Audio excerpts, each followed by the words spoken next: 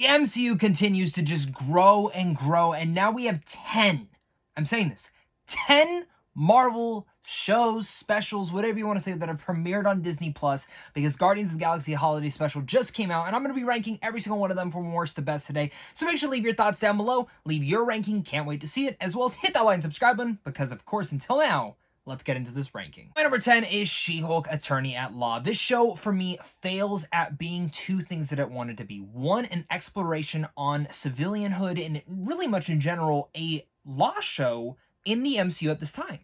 It also fails at giving us a lot of oomph towards loving Jennifer Walters. And the only reason I truly started to like her is because of Tatiana Maslany as a character. I didn't hate this show. In fact, I like episodes to it, and I found that the last two episodes were hands down the best episodes of the entire show.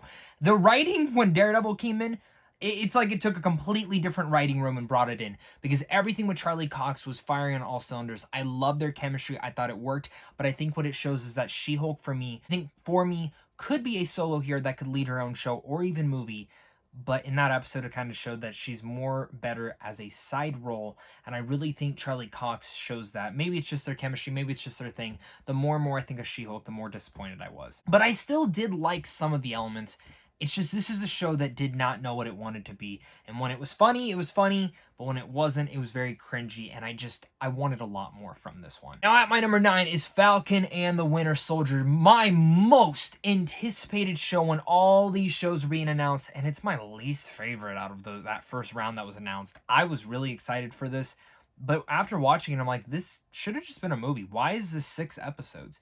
It was very filler paced. At the same time, it was very slowly paced. That really didn't give us too much to chew on.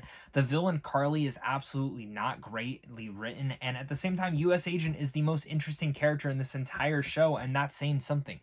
I think seeing where Anthony Mackie was coming from and certain of the themes and messages that the show wants to discuss when it comes about that is some of the best aspects of the show. Hands down. That is where I think it should have been a movie, because I think the movie could have established it even stronger, harder, and with better writing could have developed that. But since the show was brought out into 6 episodes, those 6 episodes definitely drag out a lot. Now, my number 8 is Marvel Studios' What If, which has some of the best elements of the Marvel Universe and some of the weakest. Some of the episodes in here, for me, were kind of lackluster, but some of the ones that were really high, specifically the Doctor Strange one, I was fully invested in.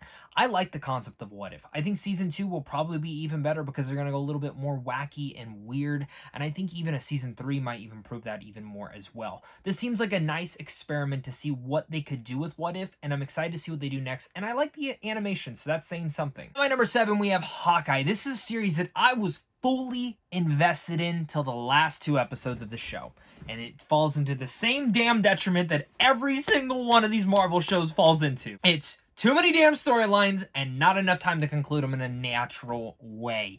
And I say that because first we get the introduction to the villain in the very last episode, Kingpin. Awesome. Love seeing Vincent D'Onofrio back, but not enough of him. He should have been introduced way earlier on. As well as saying that, some of the elements with Echo. I like this character. I want to see more of her. They don't really dive into it. Yelena, same thing. They introduce her, they get to the point, and that's about it. Just felt like this show was being rushed towards the finish line, where this is a show that either needed to have, again, been a movie and shortened all that filler and all that exploration that you're trying to do and get rid of a lot of the storylines, or a longer series, or maybe even have the episodes each be an hour. That is one of the biggest detriments to a lot of these Marvel shows, and Hawkeye is sadly the one showing a lot of its Achilles heel within this nature. But I love the introduction to Kate Bishop, and I love what they did with Jeremy Renner as Hawkeye in here, and I think the Christmas spirit in here is a lot of fun. Now, my number 6 is Ms. Marvel, the most surprising out of all these MCU TV shows for me, because I wasn't too excited for this. I like the character, but more in the supporting role, so I wasn't too excited to see how they were going to intersect her into this role and really much make her the forefront,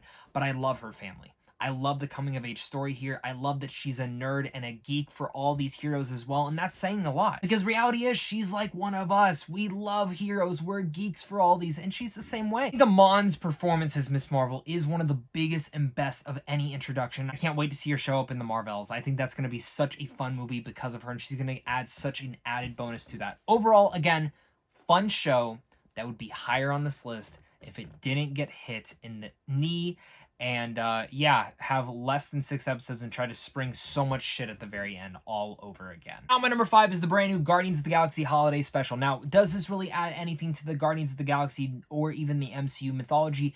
No. There's some nice little tidbits in here that I'm not going to get into because they're spoilers, but that they focus on within Mantis and Star-Lord and even Drax. And overall, I like that. Like, that is some special stuff to know before going into Volume 3. We also get the introduction of Cosmo the Space Dog and get to hear him talk a little bit. And I love Cosmo the Space Dog. Love the voice that they actually picked for this. I think it was perfect. But when it comes down to this, the visual effects are great.